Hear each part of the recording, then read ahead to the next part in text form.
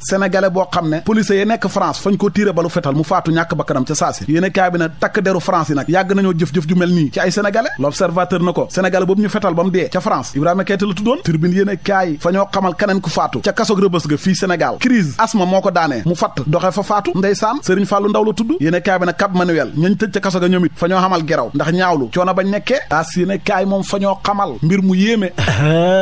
yow seetal benn xale bu góor examen baccalauréat yi passé fa admis d'office fa am baccalauréat bees waaye ndekete yoo moom xale bu góor bi fañ koo tuumaal ne fa violé siif benn xale bu jigéen élève boo xam ne CM2 lay def yemut fa ànd ak moom ba pare mujj wann loo ko lor fa ko hëmbal ay waa ma ne kon yow ñaari bag nga am bagu jàng ak bagu siif ak wann loo lor waaye bu mujj bi de moom baaxut ndax bu fekkee yaa ko def moom fa laa nar a lor de ndax kaso yi moom ragal naa ne université amut fa de su boobaa fooy mottalee sam jàng ki nar a nekk ci coono dëgg nag ndax boo moytu ca kaso ga la jëm du kenn ku may mbër mi ñuy wax saalum daal fañ koo jàppaat Mohamed Dorog cocaïne bu bon bi ñuy mëq ka fóon libération na takk dere bi ñu ko fekkee mu yore dorog bi fa gaaw jël lenn ca dorog ba wann ko ci biiram bi pour gars yi bañ koo gis terewul jàpp nañ ko yéene kaay bi ne bii nag dugguleet de mbër mii ñuy wax saalum 2022 jàppoon nañ ko fi tamit ci dorog ba contrôle judiciaire lañ ko defoon yow de tiisuma la mbaaw sunu lamb na ko si jamono jooju nag naataango mbërëm bi ñuy wax Balla Gaye 2 ak Tapha Tine ñoom suba ci dimanche ji ci la ñuy bëree combat bu mag Balla Gaye nag fay mbuqiwaat Tapha Tine wan ko na ko maa la mën 2-0 wala boog Tapha Tine fay faye ko mbuqi yi ko Balla mbuqi woon li ci kanam rawul ay gët li rawul turbine yéene kaay ba mu wax ñu ko moo ñeenti doomu aadama yoo xam ne fa ñoo faatu ci kaw tali bi ci ay accident diggante Dialokoto ak Misra l'évidence yéene kaay moom fa ñoo xamal ne 20 millions ak ñetti sénégalais yu manqué tuuti ñoom ñoo abonné ci kërug téléphone yi maanaam ay Orange ak Tigo ak Expresso ak ñoom seen ARTP moo ko wax loolu bëri nit waa sénégalais yi moom matu 20 millions ak ñett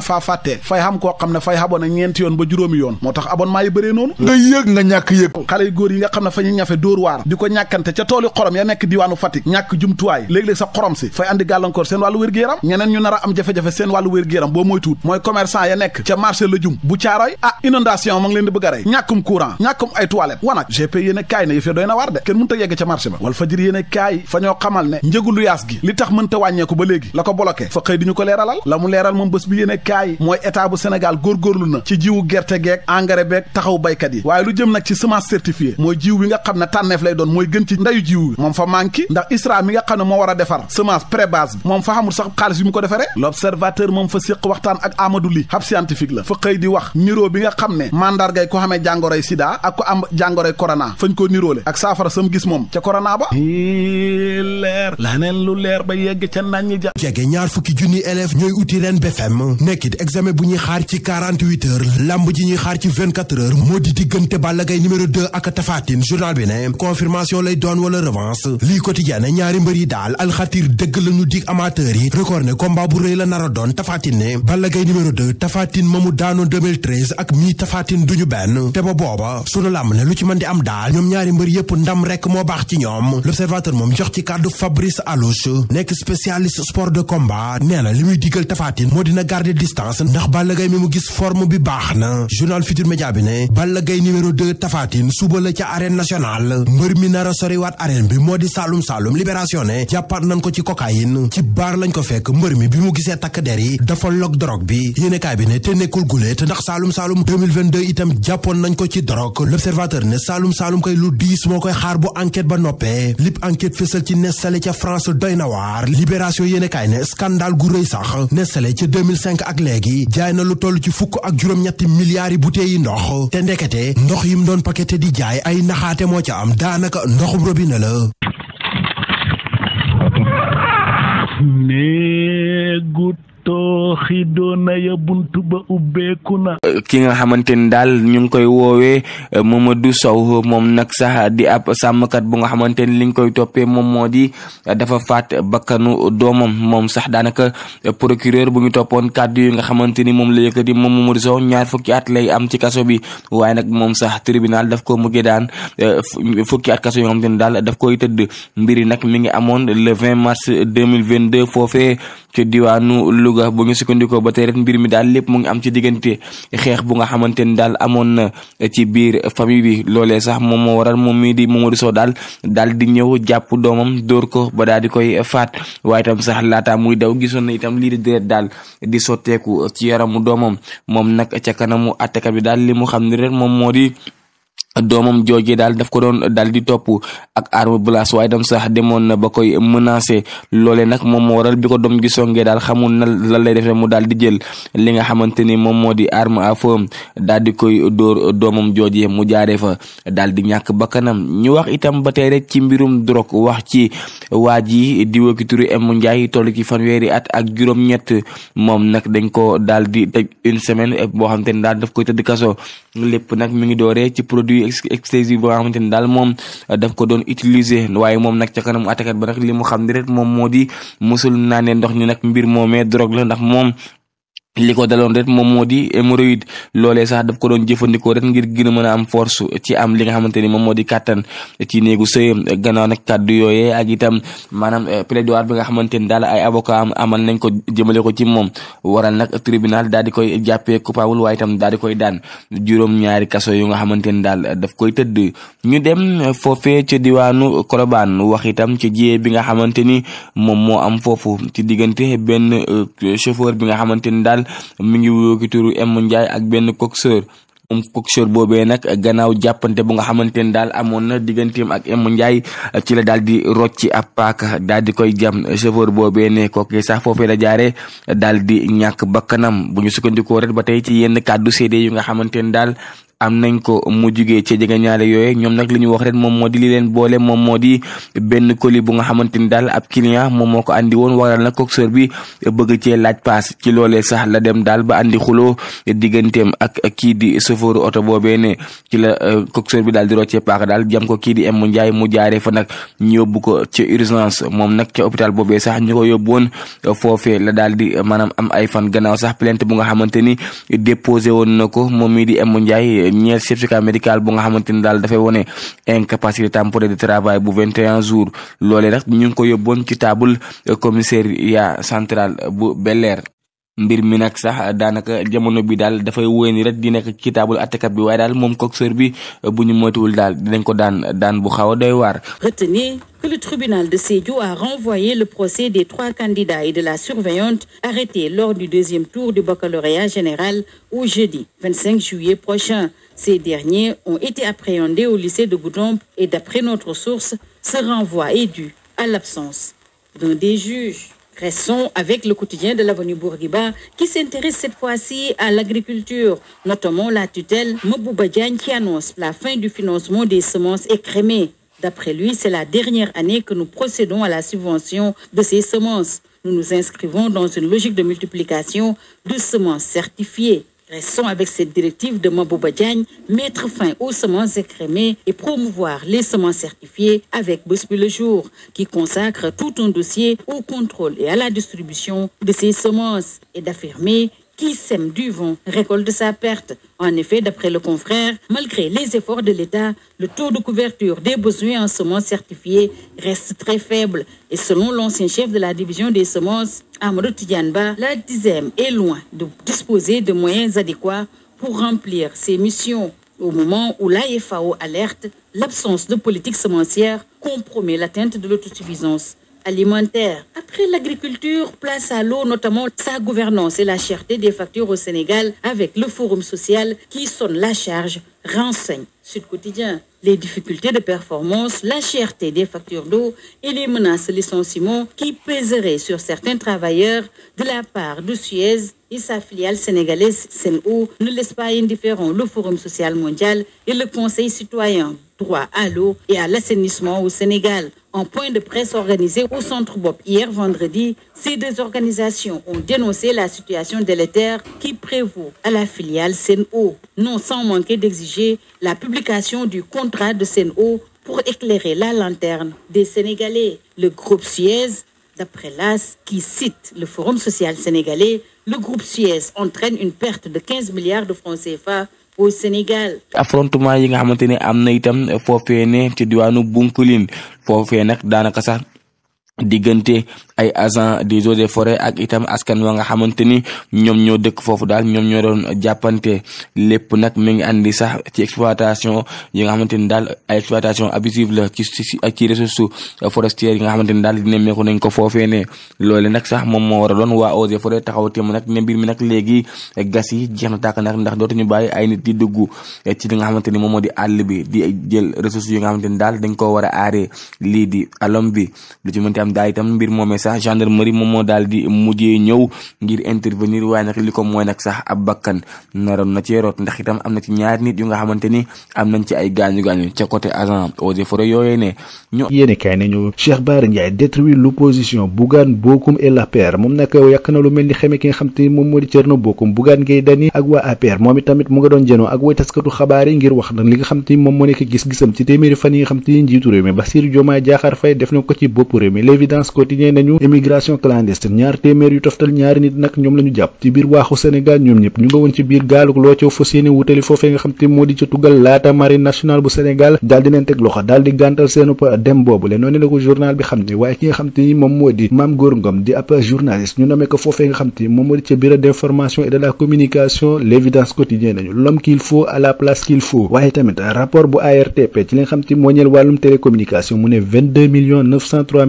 394 abonnés mobiles au Sénégal loolu mooy li nga xam te moom moo di lañu mën a xaymaa ñi nga xam te am nañu ay abonnement ci réewum Sénégal yor ay puces noonu la ko journal bi xam ne libération quotidien dikkaat ci nga xam te ni moom moo di mbër mi di Saloum moom nag dañu ko tegaat loxo gannaaw ba nga xam te ni dañu ko fekk mu yor li nga xam te moom moo di Sénébar journal bi ne ñu dee dañ ko jàpp en flagrant délit ci 2022 la ñu ko jàppoon ci mbir yu mel noonee daal di ko may li nga xam te moom moo di contrôle judiciaire waaye nag niki fan yi la ñu ko fekkaat mu yor Sénébar bu bon boobee ñu woowee cocaïne gannaaw ba nga xam te ni way takk der yi egsi nañ lu ci bëree bëri sax moom daf ko daal di jël won ko noonu la ko journal libération yéenikaay xamle l'observateur yéenikaay xëy nag daal di jox kàddu ki nga xam te moom moo di Amadou Ly nekk ab scientifique di doomu réew bu Sénégal mu ne nag li nga xam te ni moom moo di ay similitude maanaam lu niroo diggante li nga xam te moom la ñuy woowee grippe ak li nga xam te moom moo di VIH ak Covid moom nag daal dina koy xam ne ci biir l'observateur yéenikaay waaye tamit wax li nga xam te ni moom moo di saafara sa nga xam te moom amoon na ko ci wopp gi nga xam te moom moo nekkoon Covid 19 loolu lépp xamle na ko ci biir journal l'observateur yéenikaay la tribune yéenikaay nañu journée macabre 4 morts par accident de la route ñi nga xam te ni ñooy daw ci tali bi nag fi mu toll nii daanaka accident yi daal sonal na leen lool ndax ñeenti nit ñoo faatu ni ki démb ci ay accident de la route noonu la ko tribune yéenikaay xamle mu ne nag diggante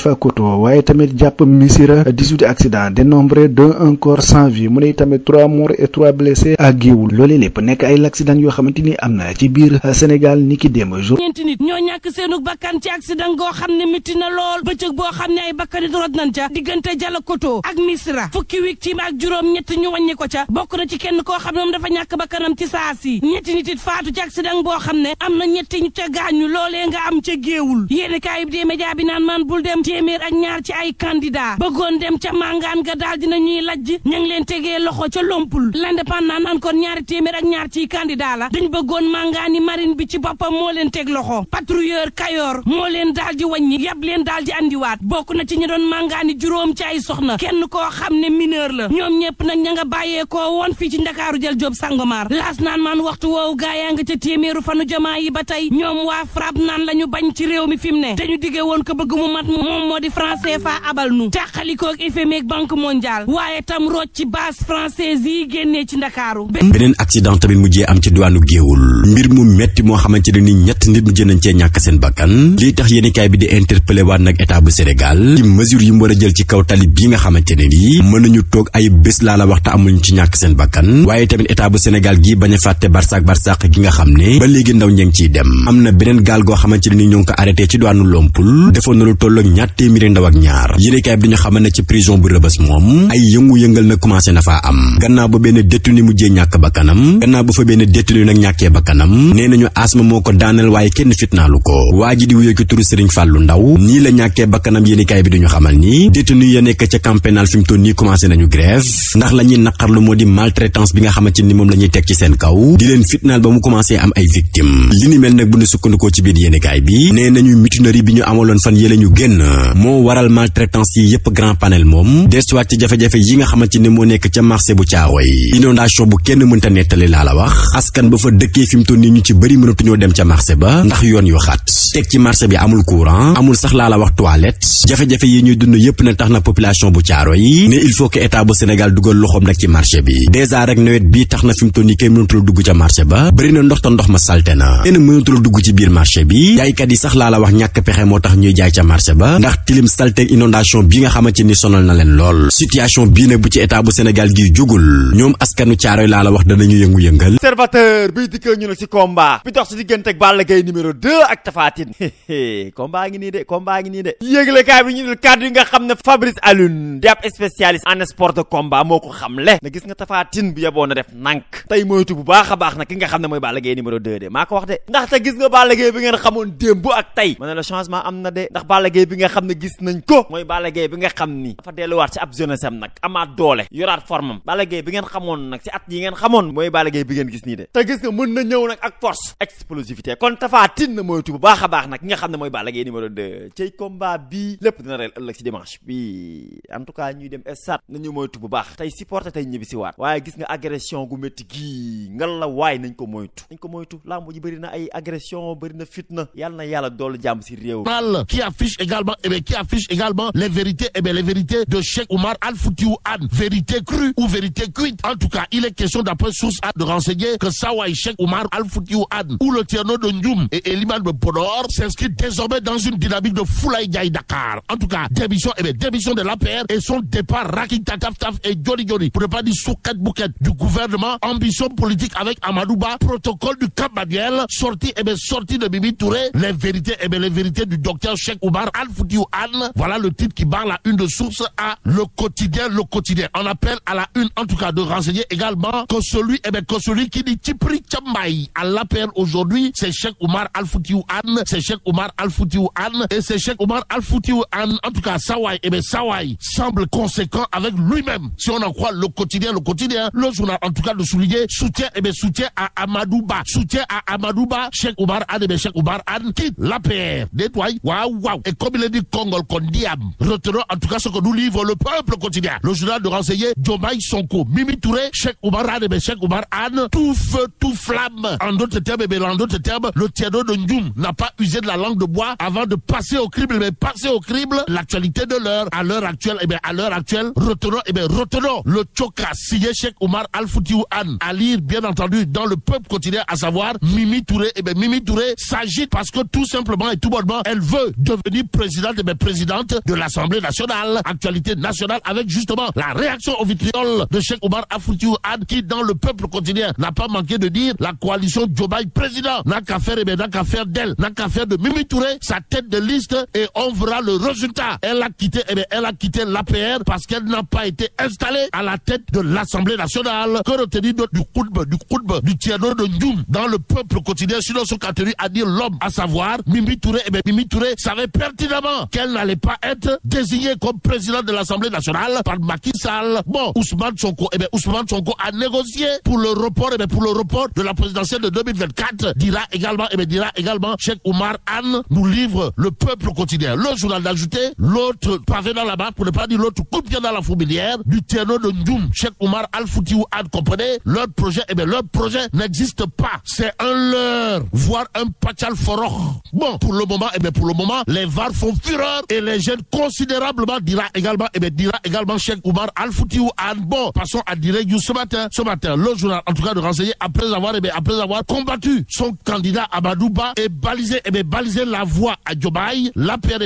a-t-elle voix au chapitre? Une interrogation de direct qui s'imposerait, surtout que le journal précise, les apéristes,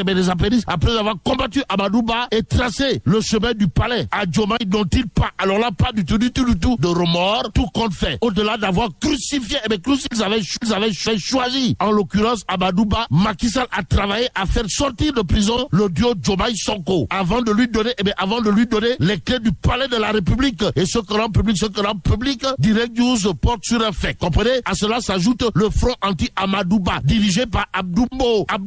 et compagnie. En tout cas, certains détracteurs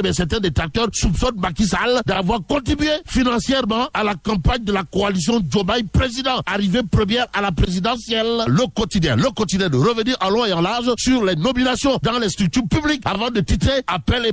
à népotisme en lieu et place d'appel à candidature comme promis. Bon, même s'il est dit Diguebor là, retenons en tout cas retenons en tout cas ce qu'elle est de retenir autour justement du titre du quotidien. Le quotidien comprenait appel à népotisme, à savoir le choix de la fille de la ministre des Affaires étrangères en question. À la question de savoir,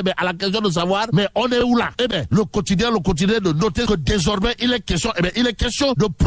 promotion des défenseurs du courant de pensée de Pastef. Y a-t-il lieu là de dire Euskei ou Tchei, voire Machallah ou Mala? En tout cas, Pape Ibrahima Senghor, cadre de Pastef, de considérer à plus d'un titre dans le quotidien, la promesse de l'appel à candidature ne peut être tenue. ñu ngi leen di jaajëfal bu baax a baax di leen bégee di leen wax ne ndox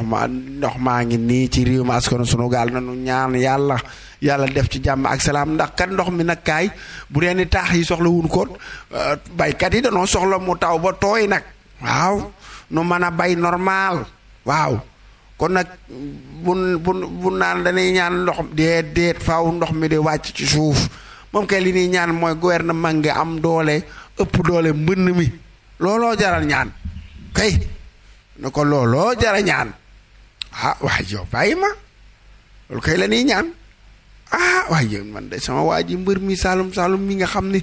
amoon na avenir lool ci làmb ndeysaan ay Saalum mi ay lu la dugal ci gute gii moo lu la dugal ci gute gii Saalum moom da doon koo jàpp nag muy profité di war na mbir ma genn wàll ga ay yow ba pare di jéem a korom pour tàkk der ya nag li naan ñàkk pexe la ci yàlla yërëm naa ko nag moom ndeke Serigne Saliou Samb la tudd xoolal wii turu màgg rek lii kay mi ngoog rek jàpp na nu gaal de gu nara na dem kay teeri kay 200 nit ak nangam nekkoon ci ñu jàpp leen ci lomp la loolu de baax na moom waaw loolu de baax na bu leen ngoyutoon musiba am mbaa ba kumba kay mu kenn xamul fu ñu koy waxee 202 candidats ñu échoué nii bu échoué wutoon musiba am de candidat yépp la ñuy ñaanal ñu réussir waaye candidat yi gaal moom saa su nekk dañuy ñaan ñu échoué bañ a dem ñu jàpp leen bala nuy dugg ci géej gi ndax kat musiba mbaaba kumba mi kenn xamul daal te tekki moo ne mën naa ne fii de tekki aka mën a am fii Serigne Abdou Salam Sarr borom Tektal ak Jàmmoo borom cant gi le 28 décembre maa ngi lay nuyu di bëggee staff bi yëpp di leen jox seen wàccuwaay Amadou Papi sama xarit maa ngi lay nuyu bu baax a baax maa ngi si sa Maram Touré borom bës bi Ardo Daba ñëpp rek gaañi ñoom daam gaa yëpp rek damay bañ a lim ku lim juum ma teg sama waxu bopp ni da nga dul matal waaye bëgg naa ñëpp mbokkee xarit yeeg dëkkandoo yi ñu jox leen dig daje kon ba suba ak jàmm ak salaam yàlla na ko yàlla def ci réew askanu sunu gaal ñu jaajëfal leen bu baax a baax jox leen seen wàcc waaye di leen jox dig daje jërë ngeen jëf. salaamaaleykum sama gars j'espère que vous allez bien. dikkati naa. dalee na jàmm. lu yëglekaay bi xëyee tey ma daal di leen koy yër. Sénégal, bonjour. Chers jeunes de Enquête 221 dal leen jàmm ci li gën a fës ci yëglekaay yi. Mesdames et messieurs, bonjour. nuy naa ñëpp fii laay tàmbali génn ci seen revue de presse teel sa kaas kofe nga guux bala ngay naan bay simbuleex moox la li xew ci réew askanu sunu gaal gi jërë ngeen jëw laan bikum mais da ngay seet loolu rek mbaa yéen a nga ca seet ay nag yàlla baax na ñu yendoog jàmm ba suba ak jàmm incha allah yendoog jàmm. C'est tout à vos journaux et très bonne lecture. Mais la tidonga de Tchei Allah fu ñu jëmati. Bon, que Dieu préserve le Sénégal. ak lu mën a am mbokk yi ñu ñaan jàmm te yendoog jàmm. day lii loolu moom doy na waar di waaye lu mu doy waar buñ fàtte mukk ne suul gaz du ko teree xeeñ dawi taxulaa rëcc parce que Diomaye Sonko te Sonko Diomaye boo paree ma ne la alaaji si laatit bu baaxee rek ba sama clavier ñu dem ba suba ak jàmm ak salaam yéen a ngi doon déglu seen revue de presse wolof ak Fall Damel Jaakin Diop ñu yendoog jàmm ba ëllëg incha allah.